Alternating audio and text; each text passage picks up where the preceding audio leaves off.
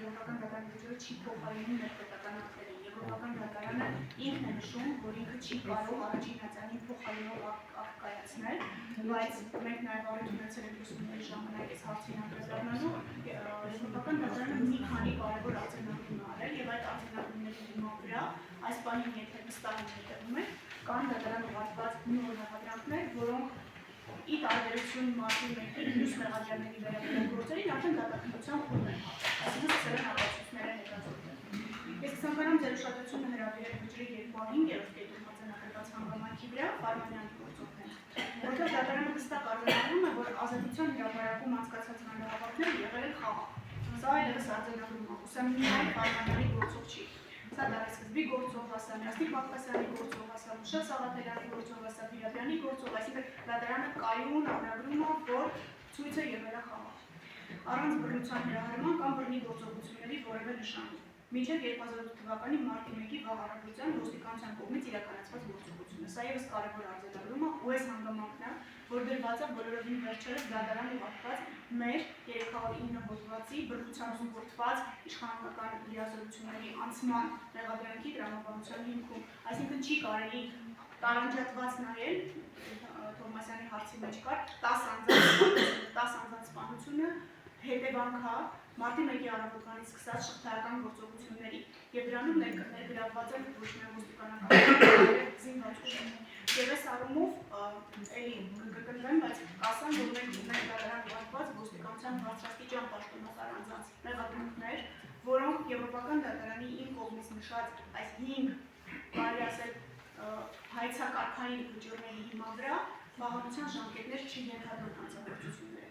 Այսինքն սրանք համարվում են խոշտանգումներ կամ խոշտանգումներին հավասարեցված վարքագիծ, այսինքն բռնությամբ զուգորդված իշխանական լիազորությունների անցում։ Եվ դա պատճառը, որի տարբերություն մի քանի տարի առաջվա իրավիճակի, երբ որ մենք չունենք վճռավետ դատարանի 23 թվականի որոշումը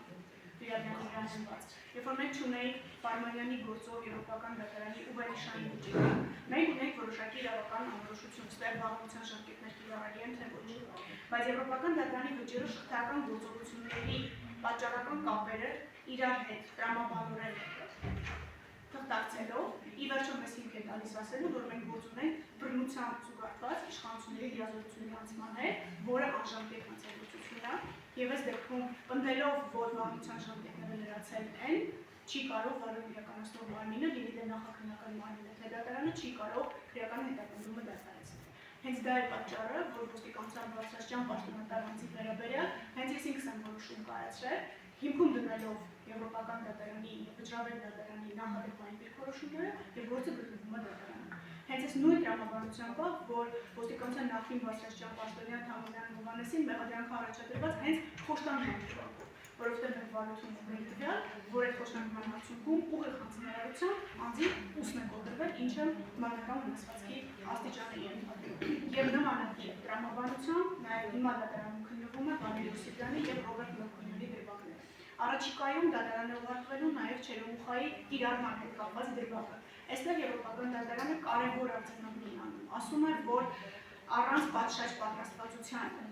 ժամկետանց զենքերը առանց սահմանված կարգի կիրառումը առաջացնում է հետևանքներ, որոնց համար պատասխանատու են ոչ միայն ուղիղ կիրառած անձիկ, այլև այն անձիկ, ովքեր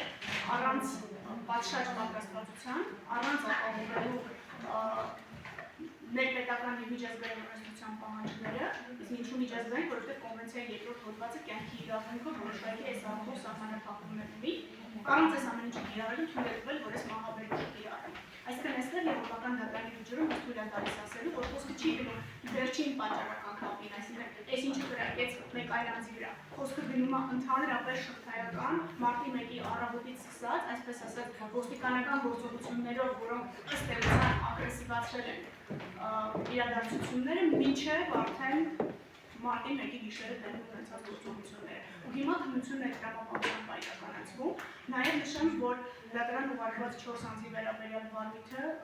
դերևս կհամալրվի նոր մեղադրանքներով, որոնք կվերաբերվեն արդեն պաշտպանության նախարարության բարձրաստիճան պաշտոնատար անձանց, որոնք էլի տրամաբանության մեջ օժանդակել են, որպեսզի բանակն օգտագործվի ըստ էության եվրոպական դատարանի կողմից արձանագրված խաղաղ ցուցարարների դեմ։ Սա է տրամաբանությունը։ Տարվա ընթացքում այս ամեն ինչի չորացի կհասցնի դատարան, հա։